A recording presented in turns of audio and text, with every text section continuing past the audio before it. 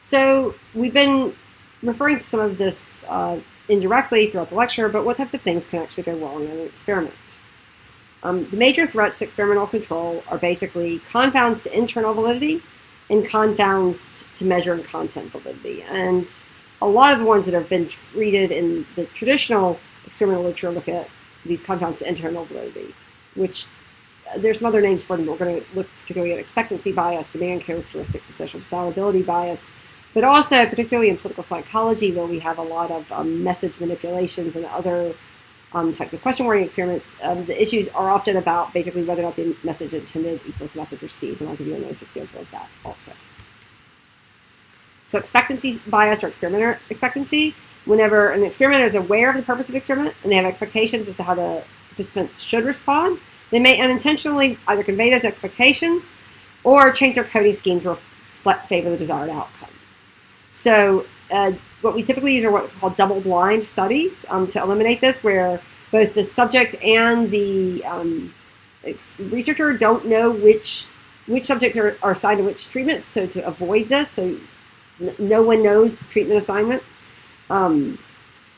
Because this idea of sort of expectancy bias in sociology, they typically call these things like the Matthew effect or self-confirming expectations, right? So this is behind a classic example of football players or basketball players often have birthdays at certain clusters of the year, and it usually has to do with which kids are the oldest and the biggest when they're quite young. But those initial positive effects of simply being bigger than every other kid, and like when you have a 1 year age bracket, means that coaches continue to expect them to be better, and they develop more confidence, and then everyone sort of keeps thinking they're better and better, and it becomes a lifelong advantage in terms of athletic skill.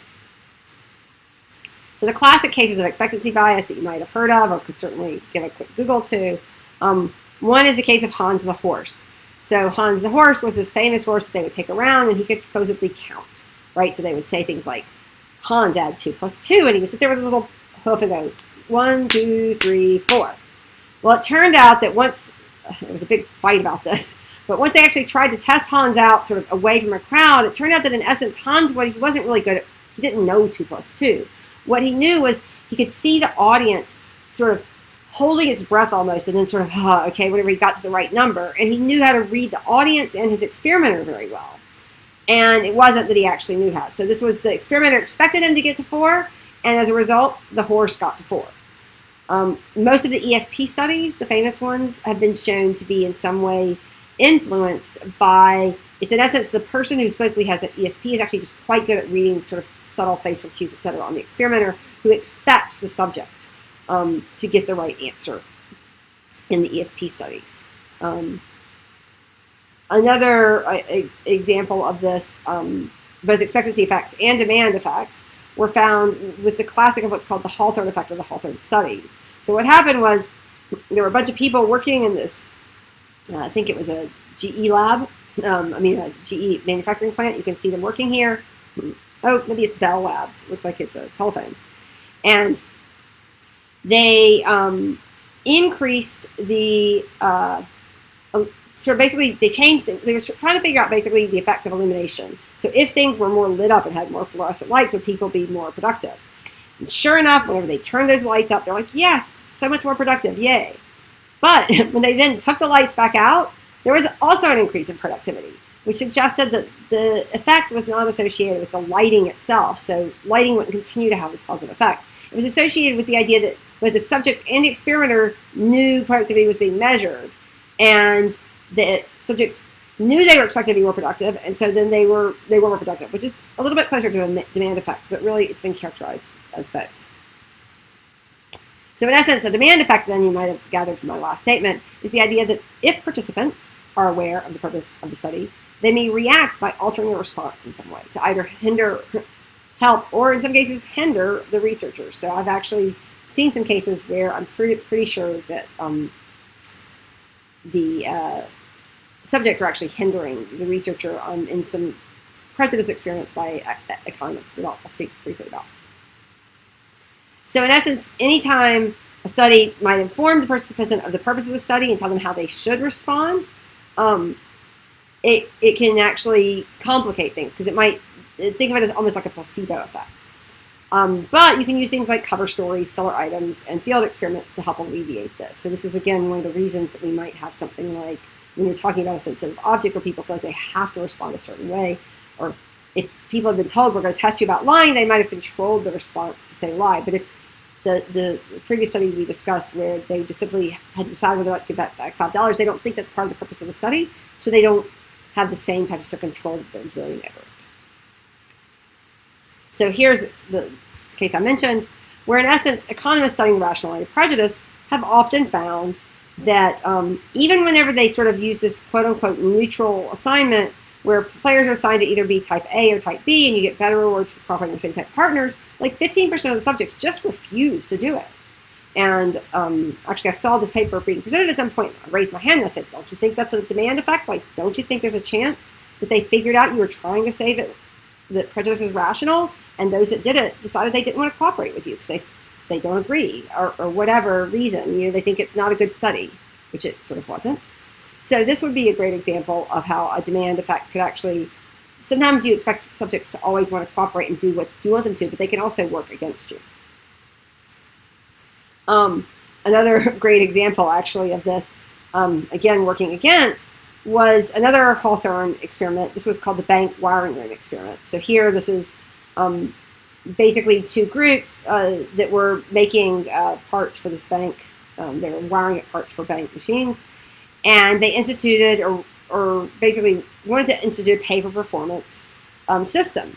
The workers became suspicious that the goal was, in essence, to make them work harder and like change their unionized labor. So they actually started these basically work slowdowns, where they started dragging their feet and the productivity went down because they figured that way they could set a lower baseline for what future expectations were. And it turned out it was actually better among one of the teams where there was a more heavily unionized team member in the group than in the other group. So it was pretty clear that this was an example where the subjects figured out what they thought the purpose was, and these demand effects meant that the pay performance didn't work the way that the experimenters thought it would.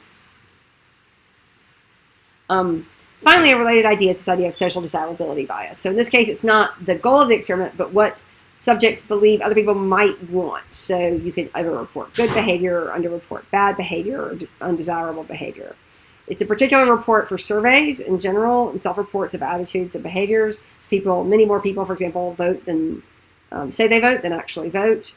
And again, there are ways around it. Implicit measures, reverse wording, cover stories are some of the most common ways to get around the problem of social desirability bias. Though I know we've got some familiarity with some of the ideas of desirability bias in polling from our most recent presidential election. The first example of this that sort of is the most famous one is called the Bradley effect. This was LA Mayor Tom Bradley, a black candidate, was running against a white candidate for governor of California. And he was well ahead in the polls, but lost in the elections. So basically people were either reporting, much as in the case with Clinton Trump, don't knows, or in some cases they were saying they were going to vote one way and then they didn't. I think there were many more don't knows, again, very much as in Clinton Trump, where people didn't want to admit that they were going to basically not, in one case they didn't want to admit they were going to vote for someone just simply because they didn't want to admit they were going to vote against a black candidate, right? They were concerned they would look racist. And I think with Trump, with Clinton, there was less of a concern that people would look sexist, even though perhaps that could have been part of the underlying implicit motivation. There was certainly a concern that if you said you were going to vote for Trump, you might be voting for someone who, for example, was both sexist and racist and other sort of negative things. But what's really important then, whenever we're doing these manipulations, is also basically you need to know the content validity of the manipulation. So this is the idea of content or measurement validity. Because when you're doing something like a media experiment, it may not be received or experienced by the subject in the manner in which it's included. So in that case, what you typically need is something called a manipulation check. You need some sort of question in there that sort of makes sure that people who got exposed to one treatment got the message that you wanted them to get. And I'll give you a nice example of this. So when my husband was designing his dissertation, he had a series of scenes from movies that were supposed to show scenes of sort of more negative stereotypes of blacks versus the Cosby Show, a more positive at the time stereotype of blacks. And he had this scene that was from Save the Last Dance, which was a really great movie that had an interracial couple. But of course, this scene was just supposed to show a Chicago South Side school with a gun. You know, they had to check for guns at the front door.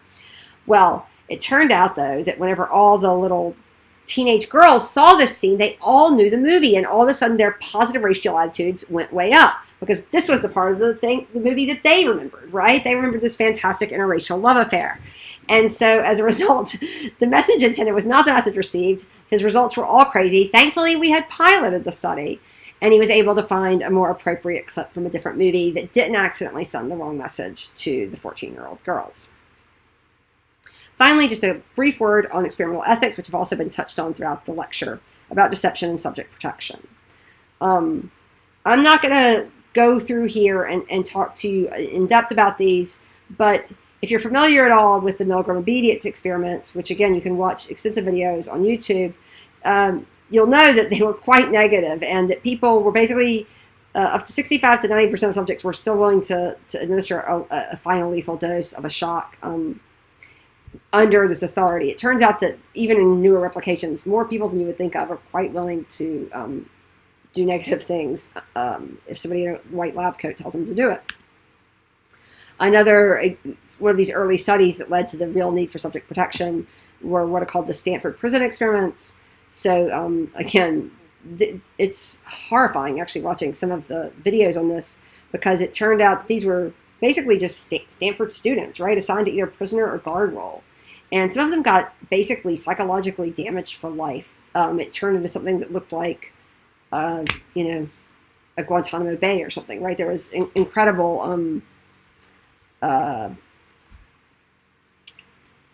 just terrible things that were done to the prisoners. They, and thankfully, or one could say, Zimbardo was dating a female graduate student who basically said she would break up with him if he didn't end the experiments, and because she could see the extreme stress and psychological torture that these students were going through. But again, if you watch some of the videos of it, you'll see that some of them have never really fully recovered psychologically from what happened during these experiments. So what do we need to do to be ethical?